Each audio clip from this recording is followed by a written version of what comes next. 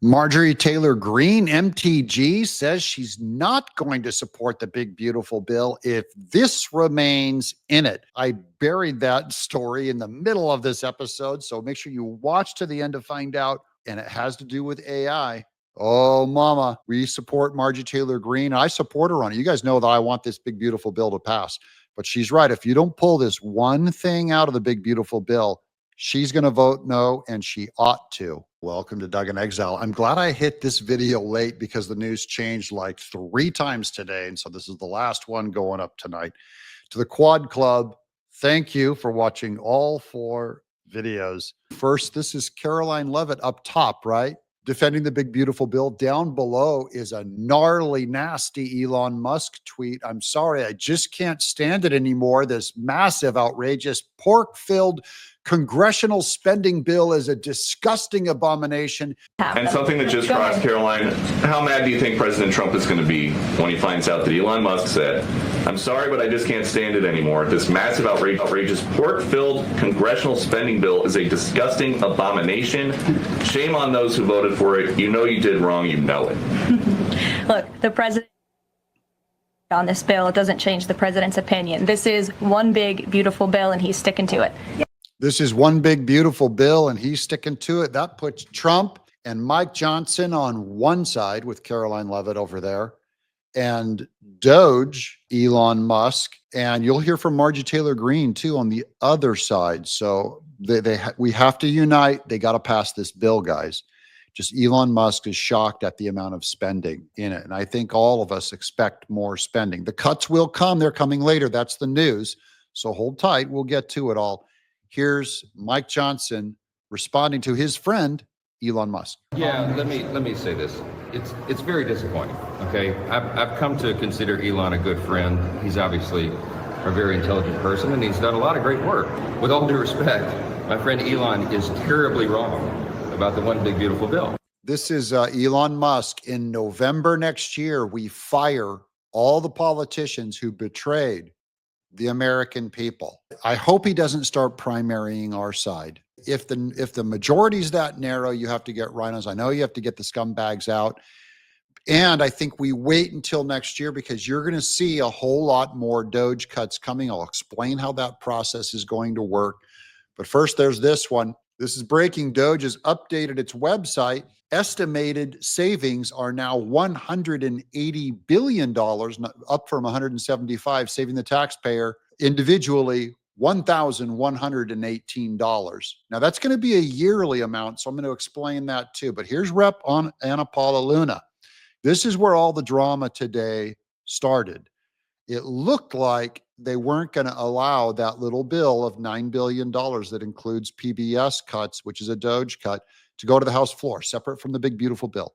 They have to get that separate one to the House floor because it is inappropriate to use some of the Doge cuts in the big, beautiful bill. I don't just mean they don't want to do it. I mean, it is illegal by their rules to do it. Anna Paula Luna back in session. The Rules Committee and House leadership has decided to not bring anything to the floor to codify Trump's EOs or Doge. Now, this is early, so this is going to change. Don't worry, guys. This is at 1 p.m. today. No codify votes. Guess what? No votes.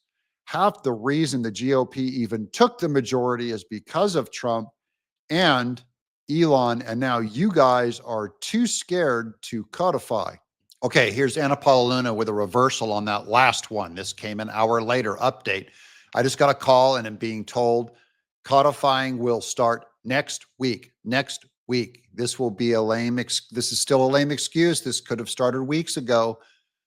This is on the Doge cuts, codifying them into law. But so we are clear, if you do not put Doge or Trump EOs, executive orders on the floor next week, I will be a no on every single rule. And I am positive I will not be alone to the House GOP, meaning no lame messaging bills will pass. So she's holding out now hardcore when it goes to Leader John Thune in the Senate. Let's see what Senate and Leader John Thune send back to the House. So they have to take a pass and it goes back to the House. It'll be different. Let's hope it cuts the fat. The House will have to vote on final product. And then we're going to get to this Tim Burchett tweet later in this show. but she said she co-sponsored the bill, the three bills to codify the real Donald Trump executive orders. Now here's Chuck Schumer taking shots at Elon Musk.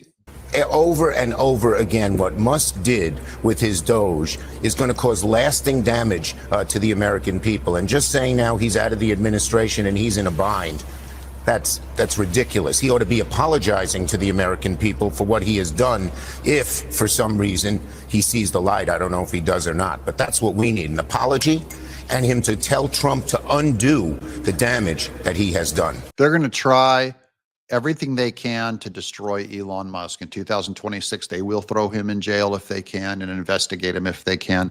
They're going to try to destroy his businesses in the meanwhile to get people from buying Tesla vehicles. Here's CNN. The White House formally sends its Doge spending cuts request to Congress. So that's the newest news that I have on this, guys. This is just less than an hour ago. Okay, so I'm glad I waited on this because that story changed so much. The White House has sent its long-awaited spending cuts request to Congress as it seeks to formalize a slew of Doge slashes to federal funding. The $9.4 billion package, by the way, is not being called a slew. It's by the right. It's being called tiny. A package known as rescissions on Capitol Hill would claw back previously appropriated government funding. The move to cancel the funding through Congress would insulate the administration from legal challenges related to its cuts to federal funding. This is how you do it right. Has to be done in this bill form. As anticipated, the cuts target the Corporation for Public, that's PBS, a small chunk of the federal budget that provides some public funding for NPR and PBS, as well as the United States Agency for Internal Development. Just a bunch of, this is a tiny ceremonial cut. It's a test. It's to get Congress used to these things coming through and get them to vote on them quickly, hopefully without much thought in the future.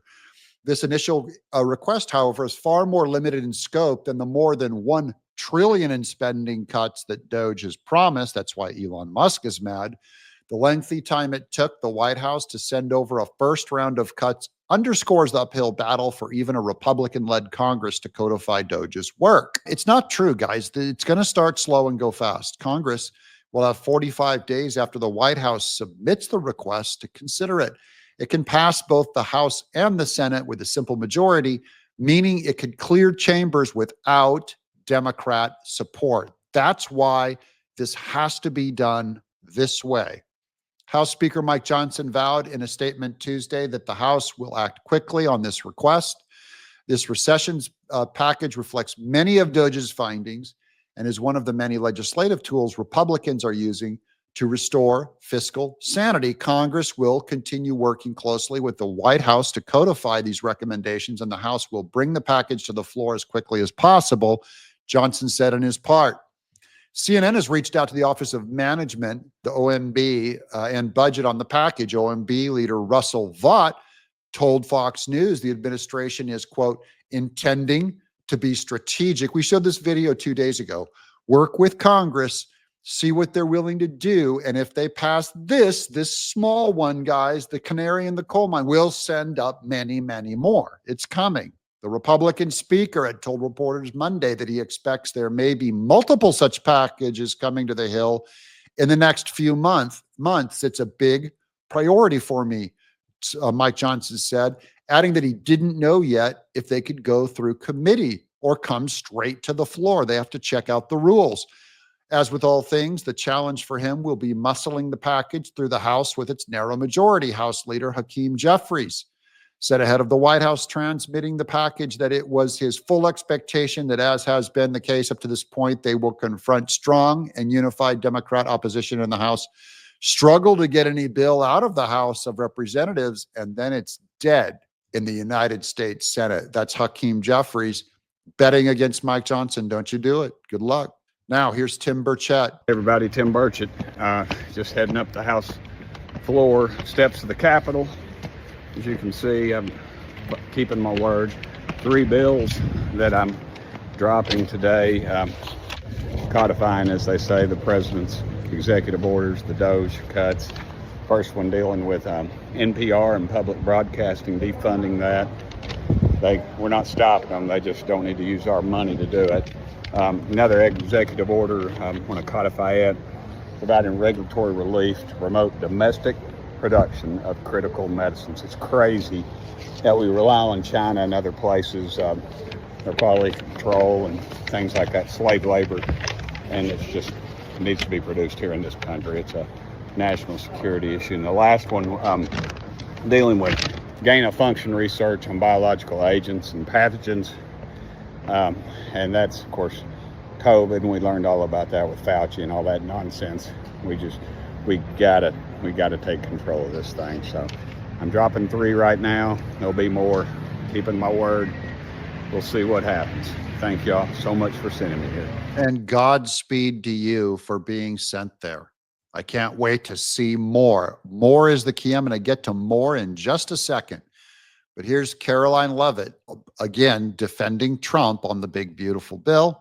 This bill, it is those senators, it's not news that they disagree with this president on policy, and the president has vocally called them out for it and for their not having their facts together.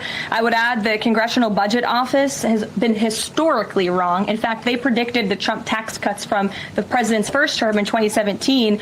Their prediction was wrong by $500 billion. Those tax cuts had nearly $500 billion more of revenue than the Congressional Budget Office scored. And I would also point out, I don't think many people know this, there hasn't been a single staffer in the entire Congressional Budget Office that has contributed to a Republican since the year 2000. But guess what? That's the CBO. They've all been giving to Democrats. They've always skewed their numbers to favor, including jobs results, any economic results, it always skews left. There have been many staffers within the Congressional Budget Office who have contributed to Democrat candidates and politicians every single cycle since. So unfortunately, this is an institution in our country that has become partisan and political, and we are very confident in our own economic analyses of this bill. There is $1.6 trillion in savings, and our Office of Management and Budget Director, Russ Vought, is a fiscal hawk. He is well known in this city for being a well-respected fiscal hawk. He has tools at his disposal to produce even more savings. And as you know, the White House will be sending our rescissions package to Capitol Hill today. Today it goes up, guys. That's for, we're going to get a win on that one on PBS. That will unite us again. That's the good news. And Vought is in charge. He's working very tightly with Doge on these cuts. So expect more. Now, for some strange bad news, you guys know how I cover AI so much. Here's Marjorie Taylor Greene on AI. This is a very interesting post because remember, it's the left that wants to regulate AI. Full transparency, I did not know about the section on pages 278 through 279 of the big, beautiful bill that strips states of the right to make laws or regulate AI for 10 years. Now, you guys know what I just now said about the Democrats, that they're trying to control this thing. You do not want to strip states of their rights to be able to sue AI. This is another this is a Section 230. Section 230 is old news now. That wouldn't let us sue the internet. That's what's protected Facebook and Google and all the internet. They fell under Section 230 that no one could sue them. And now they're setting it up for AI because AI is the future, guys. They put in a 10-year blanket, basically a pardon where you cannot sue them from the states. That's stripping away states' rights. And Marjorie Taylor Greene said this would be a no. Hopefully this gets fixed in the Senate. Maybe they'll strip it out. I am adamantly opposed to this, and it is a violation of states' rights. I would have voted no if I had known this was in there. So Marjorie Taylor Greene, why didn't you read it, honey? I'm sorry. I'm the biggest fan of Marjorie Taylor Greene, but I got no sympathy for you that you didn't read it. And you got to read it. We have no idea that AI will be capable of in 10 years, and giving it free rein and tying the state's hands is potentially dangerous. It is potentially dangerous. I know what AI is. And this is a disaster if they pass this way. They've got to rip that out. This needs to be stripped out in the Senate. There you go, my girl. In the Senate, we're going to put pressure on Mike Johnson. Maybe I'll write him a tweet. When the big, beautiful bill comes back to the House for approval after Senate changes, I will not vote for it with this in it. Remember, this is a narrow majority. Mike Johnson's got to keep it all together. And you know me, I'm for unity. But on this one, Marjorie Taylor Greene is right. We have to vote no and tear it down. Trump has to know they're going to tear it down. If you do not remove that, if you cannot give, most AI companies are woke. Not Elon Musk is the only non-woke one. Most of the others are very dangerous. We should be reducing federal power and preserving state power, not the other way around, especially with rapidly developing AI that even the experts warn they have no idea what it may be capable of. That is true, and that is wise counsel. Now, speaking of big tech, this is one of the big tech entrepreneurs. He is from Palantir. They have a lot of our military drone work, and he's being interviewed, and he's defending the Doge cuts. You and I have had conversations about Doge and some of the cost-cutting efforts in Washington. Today's Elon Musk's last day working with the administration in that capacity. Is Doge at risk? You know, listen, I think they've cut, what, about $150, $160 billion. Okay, and remember, that one we just updated to $180 billion. Everyone likes to scoff at it and make fun of it. That's $150 billion per year. Okay, that's not a one-time cut, guys. That's why a whole reason why I put this clip on here. This is the head of Palantir. Big tech. These guys are great, hardcore Trump supporters. It's $180 billion now per year. Once they cancel it, if it doesn't come back with Democrats getting back into office, it'll stay gone. So every year you get an automatic $180 billion cut. Boom, 4 years. Looking good, heading toward that $1 trillion cut. So what is that worth from an equity perspective? Well, based on the cost of capital for the government, that's $3 trillion. So anyone else who hasn't already created a $3 trillion company in 150 days, it's not something to scoff at, right? This is something that's equivalent to starting a $3 trillion company in 150 days. That's what Doge is. Very impressive. Now, he's not allowed to stay longer, but I have a lot of really smart friends who are in the government who are working on Doge, who are pushing us further. I hope they take the 150 and they double it. And if they do, that's another few $1 trillion of value for our country. This is amazing. And not only is it value for our country, a lot of it's turning off a lot of stuff that was really corrupt. So I think they've done a great job overall. I think they're going to keep fighting. I hope they keep fighting hard on it. Oh, yes, we ended on a positive note because I didn't want you to go to bed upset. Big, beautiful bill is going forward if they rip out that AI thing. And I'm going to personally write to Marjorie Taylor Greene and tell her that I support her on that. But I want the big, beautiful bill to pass. They have to rip that AI thing out. That's ridiculous. Absolutely ridiculous. Thank you guys for watching. I'm Doug in Exile.